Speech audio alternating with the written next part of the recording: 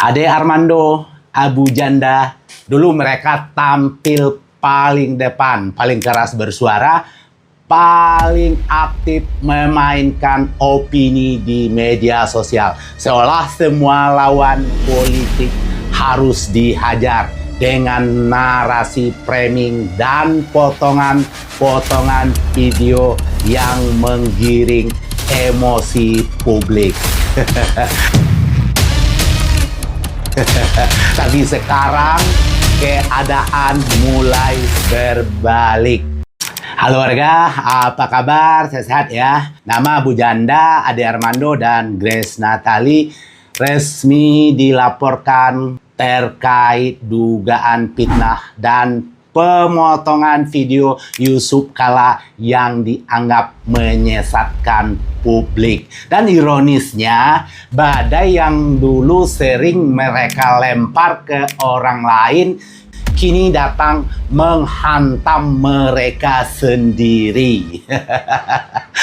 Inilah yang oleh banyak orang disebut sebagai hukum tabur tuai dalam politik dan media sosial. Selama bertahun-tahun, publik mengenal mereka sebagai sosok yang nyaris tak pernah jauh dari kontroversi. Setiap isu sensitif soal agama, suku, ras, hingga politik nasional, nama mereka hampir selalu muncul di garis depan perdebatan.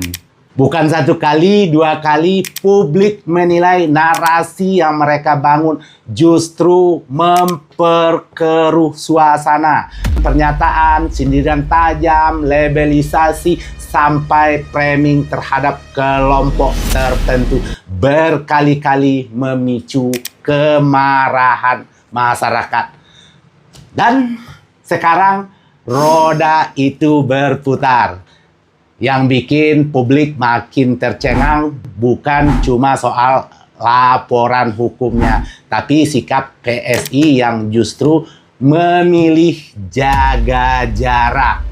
Partai yang selama ini identik dengan mereka kini menegaskan bahwa persoalan tersebut adalah tanggung jawab pribadi.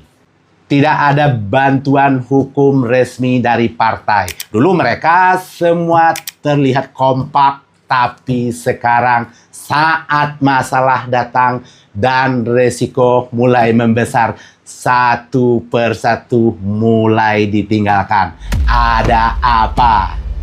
Karena selama ini mereka dikenal sangat berani menyerang pihak lain, sangat percaya diri, menggiring opini, bahkan sering tampil seolah-olah paling benar dan paling suci dalam urusan toleransi dan demokrasi. Tapi hari ini kenapa sekarang suasananya berubah tegang? Apakah salah pilih lawan, Yusuf Kala dilawan? Kalau memang narasinya murni demi kebaikan publik, kenapa sampai muncul pemotongan video dan fitnah? Inilah bahayanya ketika politik terlalu sering dimainkan dengan emosi dan propaganda media sosial. Publik Indonesia sekarang tidak sebodoh dulu lagi. Masyarakat mulai terbiasa mengecek video lengkapnya, membanding-bandingkan konteksnya, melihat siapa yang sedang menggiring opini dan siapa pula yang sedang memainkan sentimen publik demi kepentingan mereka, entah politik atau apalah namanya. Dan ketika publik merasa dimanipulasi, reaksinya bisa sangat keras. Ini mungkin ada yang merasa aman karena punya panggung besar, punya orang belakang, punya pendukung fanatik, punya akses media, dan punya kekuatan. Tapi sejarah selalu menunjukkan satu hal. Tidak ada narasi yang bertahan selamanya kalau dibangun di atas provokasi dan kebencian. cepat atau lambat akan runtuh oleh rekam jejaknya sendiri. Inilah yang sekarang sedang disaksikan oleh masyarakat Indonesia. Orang-orang yang dulu begitu lantang menghakimi pihak lain, kini justru harus menghadapi sorotan hukum dan kritik publik secara terbuka. Dan yang paling menyakitkan dalam politik bukan sekedar diserang lawan, tapi ketika teman sendiri mulai menjaga jarak. PSI mungkin sadar satu hal penting ketika kontroversi sudah terlalu panas. Partai harus menyelamatkan citra politiknya sendiri. Karena jika terus ikut terseret, dampaknya bisa menghancurkan kepercayaan publik secara lebih luas. Apalagi kita tahu partai PSI selama ini ya begitulah. Nah, maka muncullah kalimat klasik dunia politik. Ini tanggung jawab pribadi. Kalimat yang sederhana, tapi terasa sangat dingin bagi mereka yang dulu berdiri paling depan membela partai narasi politik tertentu. Publik pun ramai-ramai menyindir, dulu berani menyerang kemana-mana, sekarang saat diterpa masalah malah seperti kehilangan perlindungan. Dan inilah pelajaran paling keras didapat oleh Ade Armando dan Grace Natali.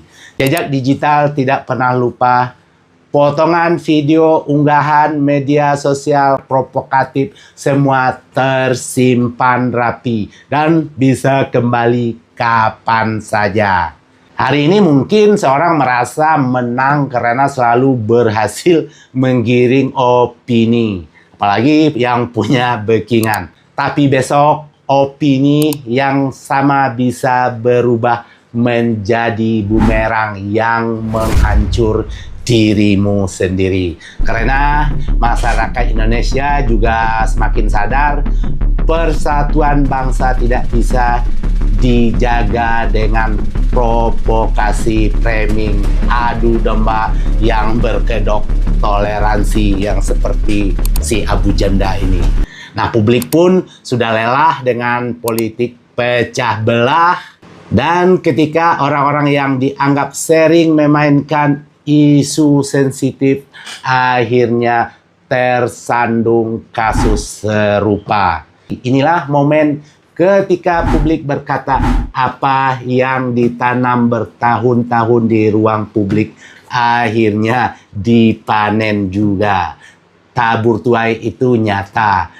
Dan di dunia politik, badai paling berbahaya sering datang dari jejak kata-kata kita sendiri. Oke, terima kasih. Semoga rakyat Indonesia tak lagi mau diadu domba dan di framing seperti waktu yang lalu.